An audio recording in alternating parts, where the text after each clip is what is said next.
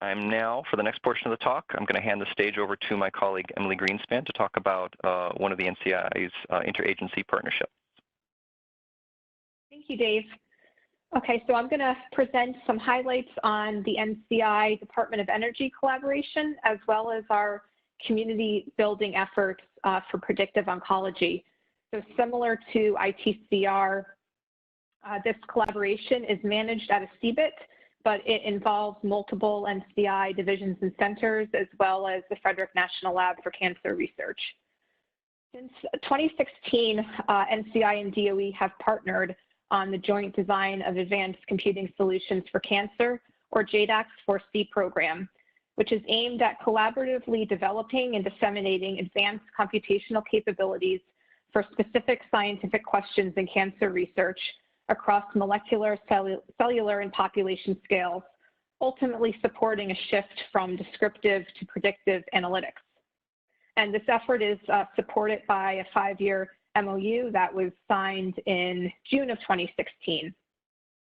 JADAX4C aims to develop, demonstrate, and disseminate advanced computational capabilities that help answer driving scientific questions across molecular, cellular, and population scales.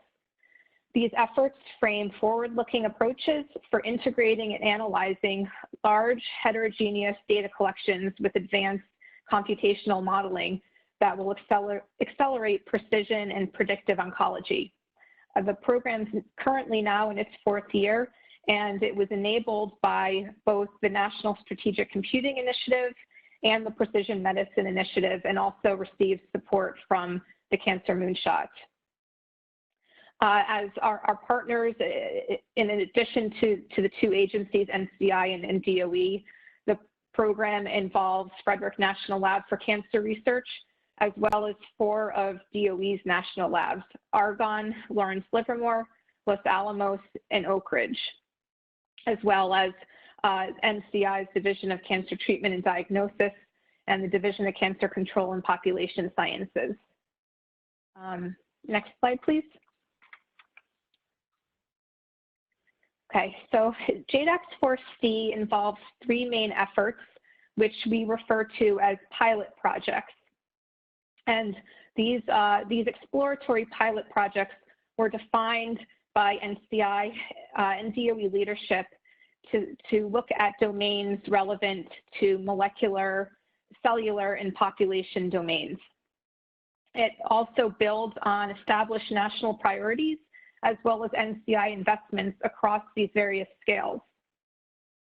So the first pilot one, we refer to this as the cellular level pilot. The title is Predictive Modeling for Preclinical Screening. This is aimed at developing machine learning and deep learning predictive models for drug response in preclinical cancer models, including cell lines, PDXs, and organoids. And we really have strong support from NCI's patient-derived models repository in this effort. The second pilot, RAS biology on membranes, we think of this as our molecular level pilot.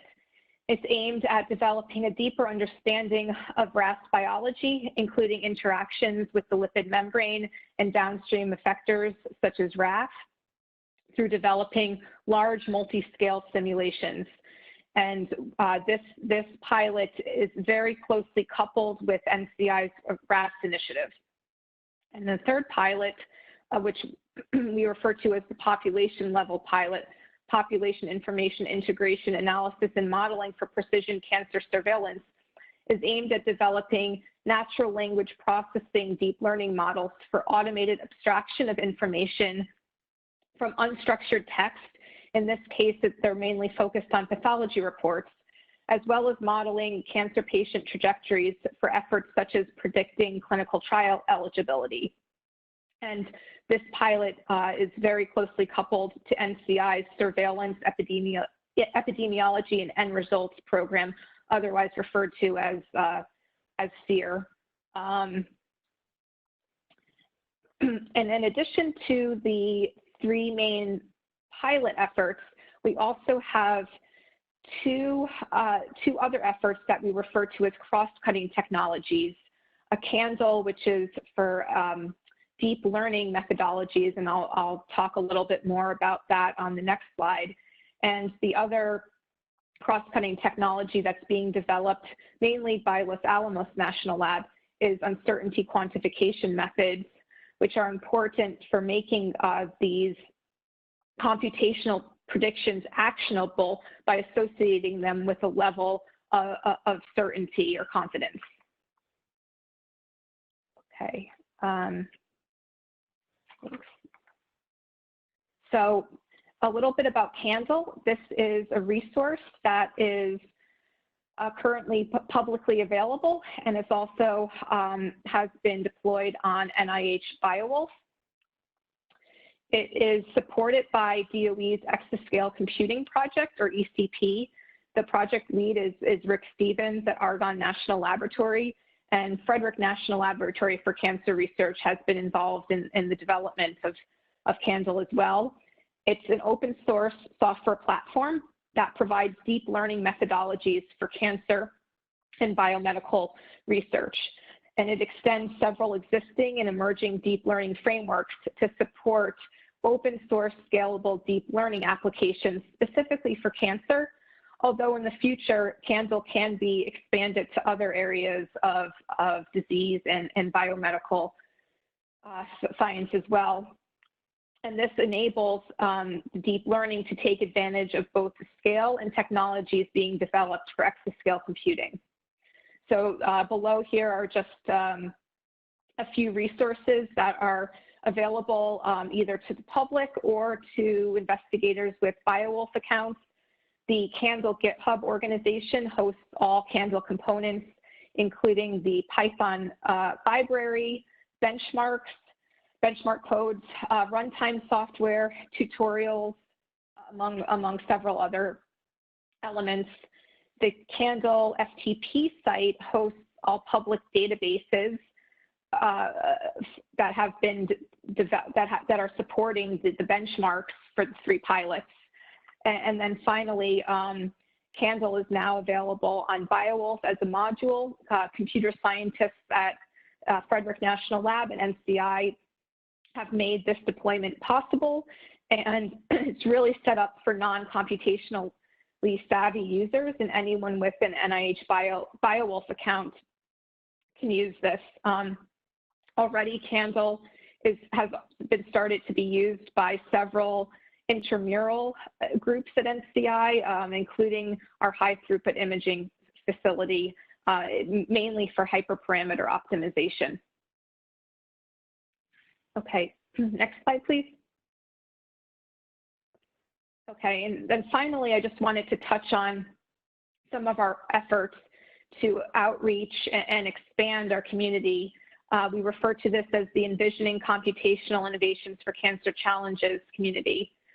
So over the past couple years, since JADAX4C has become more established, both agencies have recognized that there is an exciting opportunity to support the establishment and growth of an emerging computational or predictive oncology community to come together, expand, and identify research areas that, when are focused on by large, motivated, multidisciplinary teams, can push the limits of computational approaches to cancer research and care, and also bring about new paradigms. And then as well on the flip side, can compel the development of innovative computational technologies. So to start, we hosted an initial, what we refer to as a scoping meeting in March at Lawrence Livermore National Lab. This was a very interactive, collaborative event that brought together over 70 colleagues across cancer and computational domains from a wide range of organizations.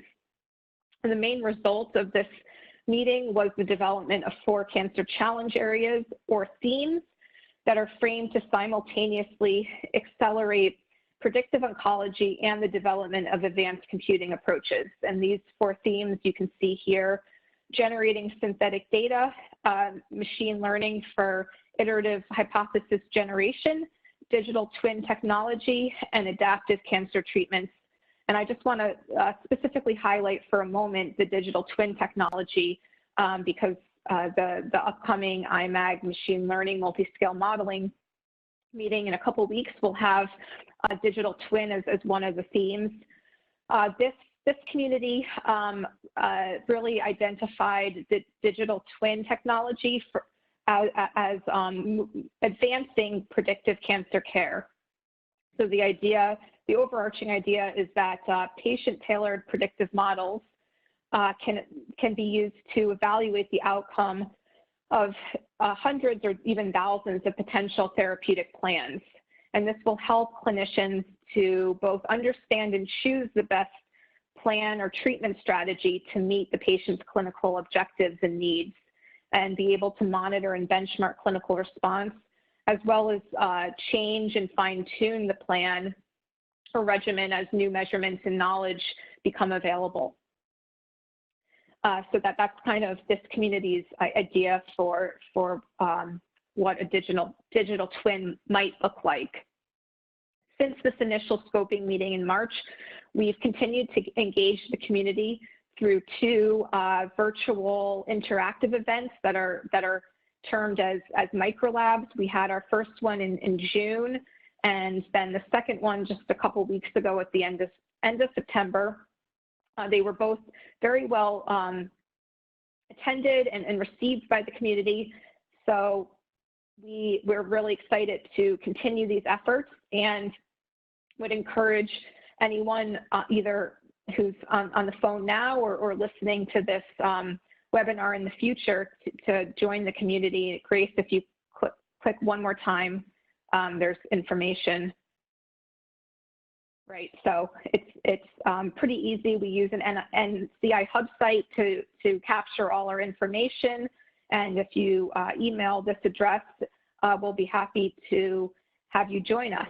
And I think that's it. That's all I wanted to share today. And again, on behalf of, oh, sorry, one more click. On behalf of Dave and myself, thank you all very much for listening, and we are happy to take questions.